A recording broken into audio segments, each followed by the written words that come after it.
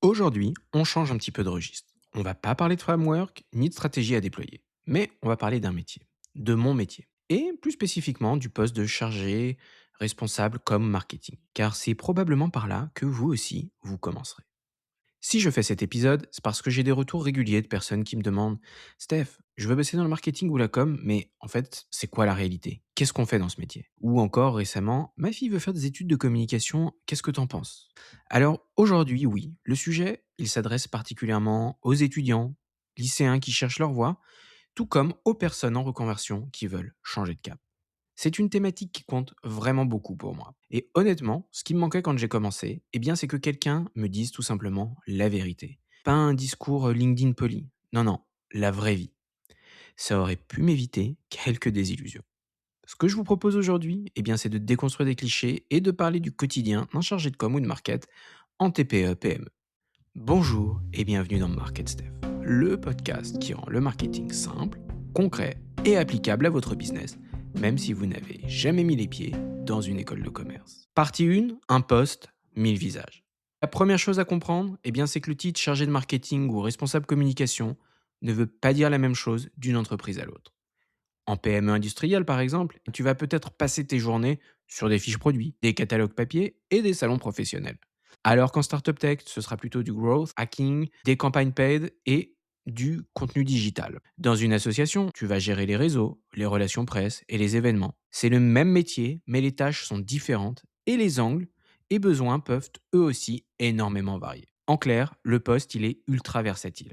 Et c'est à double tranchant. D'un côté, c'est ce qui rend le métier passionnant. Chaque entreprise, chaque secteur a ses codes, ses enjeux, ses audiences. Tu apprends en permanence.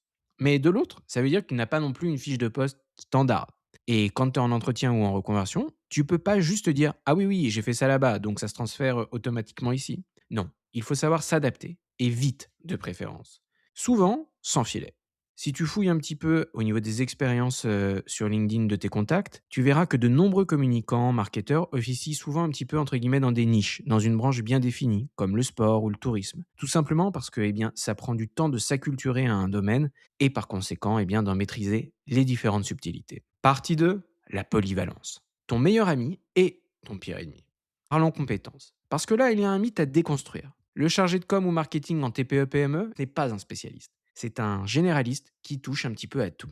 Concrètement, dans une semaine, tu peux te retrouver à rédiger des posts LinkedIn et Facebook, briefer un graphiste externe, analyser des stats Google Analytics, préparer un stand pour un salon, relire un devis pour l'impression d'une plaquette, mettre à jour le site web, répondre à un journaliste qui veut un communiqué de presse. Et j'oublie tout ce qui est mail, réunion et les demandes de dernière minute de tes collègues ou de ta direction qui a juste une petite idée un vendredi soir à 17h59. Oui, c'est du vécu. Ça demande une vraie polyvalence. Du digital au print, de la création de contenu à la gestion de projet, de l'analytique à l'opérationnel. Mais, et c'est vraiment très important, polyvalent, attention, ça ne veut pas dire omniscient. Tu n'as pas besoin d'être un graphiste pro, développeur web ou expert SEO. Par contre, tu dois avoir des bases solides dans ces domaines. Assez pour comprendre ce qu'on te dit, pour briefer correctement des prestats, pour ne pas te faire enfumer et pour savoir ce qui est réaliste ou ne l'est pas. Cela doit entre autres te permettre de définir ou de gérer des budgets. Avoir une idée de ce que les actions te coûtent en ressources temps et argent. C'est vraiment très important. Si tu sais pas lire une heatmap ou que tu confonds une balise H1 avec un titre sur Canva, tu risques de vite être à la ramasse. Les bases, ça c'est un truc qui est non négociable. Partie 3, plusieurs casquettes, une seule tête. Ce qui découle directement de cette polyvalence, c'est la multiplication des rôles. Mais alors, concrètement, une journée type, ça ressemble à quoi? Le matin, t'es créateur de contenu. T'écris, tu filmes, tu mets en forme. L'après-midi, bam, tu bascules sur la casquette chef de projet. Tu coordonnes l'agence web, le photographe, le prestataire print, tu gères les délais, les retours et les ajustements. Et entre les deux, tu es aussi un petit peu community manager, analyste, stratège et parfois même commercial, parce que tu as besoin de vendre ta vision en interne. Ce rôle de chef de projet, on n'en parle pas assez quand on présente ce métier. Pourtant, c'est souvent là que ça se joue.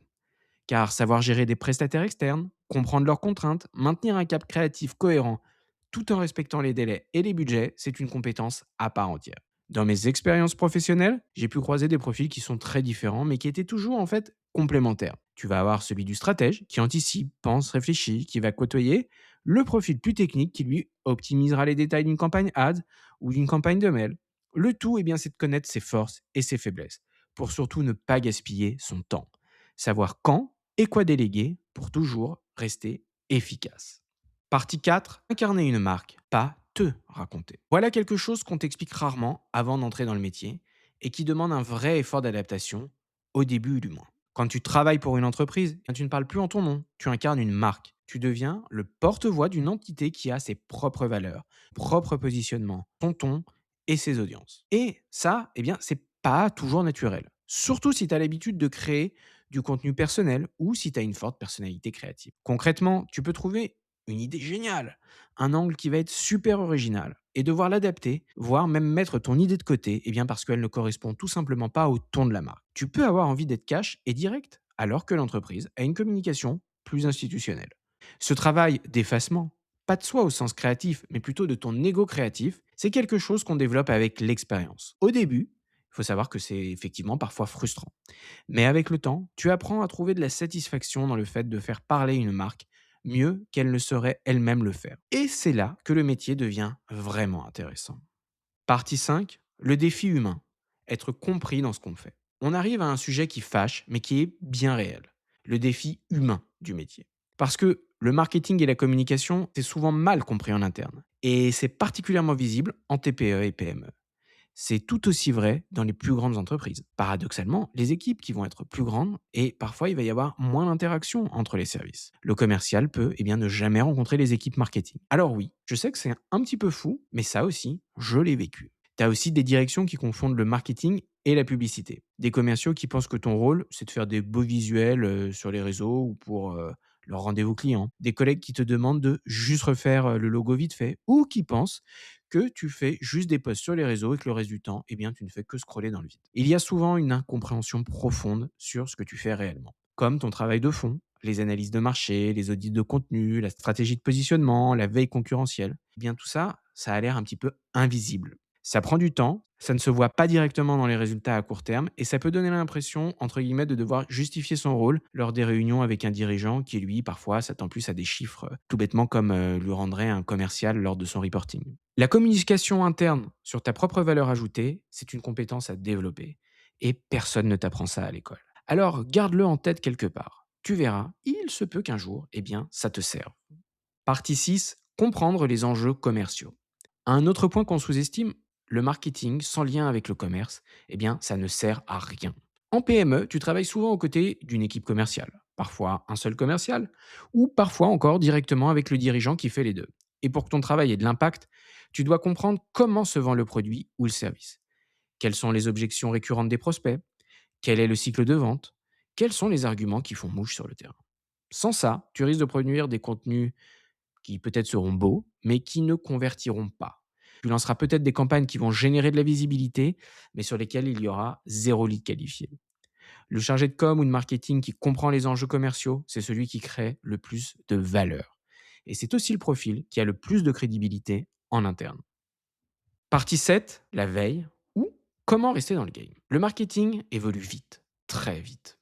Ce qui marchait il y a 2 ans sur Instagram est probablement mort aujourd'hui. L'IA a bouleversé la création de contenu. Le SEO, il se reconfigure petit à petit avec les moteurs génératifs. TikTok a changé les codes de la vidéo courte.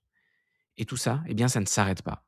Donc, pour rester pertinent dans ce métier, la veille active, ce n'est pas optionnel. C'est pas le petit bonus sympa du vendredi soir. C'est une vraie part du job. Et ça demande de la curiosité, de l'intérêt sincère pour ce qui se passe dans le secteur. Si tu arrives dans ce métier juste pour avoir un titre sur ton CV, tu vas vite te retrouver dépassé. Si tu veux durer et performer, il faut être passionné ou tout du moins rigoureux. Si tu es le genre de personne qui consomme naturellement du contenu sur les tendances marketing, qui suit des créateurs, qui teste des outils pour le plaisir, bienvenue à la maison. Tu n'es pas prêt de t'ennuyer. Après plus de 10 ans dans ce domaine, je trouve encore et encore de nouvelles portes à pousser, des sujets à explorer, et j'adore ça. Partie 7, prenons en compte la réalité du marché de l'emploi. On va être honnête, le marché du marketing et de la communication, c'est un marché tendu. Une offre d'emploi pour un poste junior peut recevoir plusieurs centaines de candidatures. Et les profils, ils sont souvent solides. Ce sont des gens avec de l'expérience, plusieurs stages à leur actif, un portfolio bien ficelé. Donc, si tu es en train de te former ou de te reconvertir, eh bien, sache que tu as besoin de te démarquer. Et ça passe par ta capacité à montrer ce que tu sais faire, pas juste à lister des compétences sur un CV style bullet point. Un book, des projets personnels, un compte où tu testes des choses, une présence en ligne qui montre que tu es dans le game. Eh bien, c'est ça qui fait toute la différence. Le master d'une grande école, tout seul, c'est bien, mais ça risque finalement aujourd'hui d'être un peu léger dans le sens où tu risques de te retrouver noyé dans la masse. La résilience aussi, eh bien, c'est une compétence du métier. Car avant de décrocher ton premier poste, tu vas peut-être envoyer 50, 60 candidatures pour avoir 3, 4, peut-être 5 entretiens. C'est la norme. Et une fois en poste, eh bien, les projets qui ne se voient pas, les efforts qui n'aboutissent pas, les idées qu'on te refuse, eh bien, ce sera probablement un petit peu ton quotidien. Alors, savoir garder le cap, malgré ça, eh bien, c'est ce qui distingue les gens qui durent dans ce métier de ceux qui lâchent au bout de 2 ans. Partie 9, s'entourer pour ne pas s'isoler. Le dernier point, et je pense que eh bien, c'est un point qu'on néglige énormément. En TPE-PME, tu es souvent seul à ton poste. Il n'y a pas d'équipe marketing autour de toi. Tu es à toi tout seul, le service marketing ou communication. Et ça, eh bien, ça peut vite être pesant. Pas de collègue pour challenger tes idées, pas de père pour te dire si ta campagne tient la route, pas non plus de directeur artistique pour te donner un regard extérieur. Donc, se constituer un réseau de professionnels du secteur, sache que c'est vital pour toi. Pas juste pour l'aspect networking au sens commercial du terme, mais vraiment pour avoir des gens avec qui parler boulot, tester des idées, s'inspirer et parfois juste ventiler. Des communautés en ligne, des événements locaux, des masterminds informels, ça existe et ça change vraiment la donne quand tu es solo dans ta boîte. Et paradoxalement, eh bien c'est souvent ces échanges extérieurs qui nourrissent le plus ton travail au quotidien. Voilà, c'était une plongée dans le quotidien du chargé de com ou marketing en TPE-PME. Un métier polyvalent, stimulant, parfois ingrat, mais qui a un vrai impact quand tu le fais bien. Un métier qui demande de la curiosité, de la résilience et une capacité à t'effacer derrière une marque, eh bien pour mieux la faire briller. Si tu es en train de te demander si c'est fait pour toi, pose-toi une question simple. Est-ce que j'aime comprendre pourquoi les gens achètent, pourquoi certains messages fonctionnent et d'autres pas? Si la réponse c'est oui, eh bien tu es probablement au bon endroit. Et toi, est-ce qu'il y a des aspects du métier dont tu aurais voulu entendre parler et que je n'ai pas abordé aujourd'hui? Dis-le moi en commentaire et ça pourrait être l'occasion d'un futur épisode. Prends bien soin de toi, n'hésite pas à m'envoyer tes questions en DM et je te retrouve dans 15 jours pour le prochain épisode.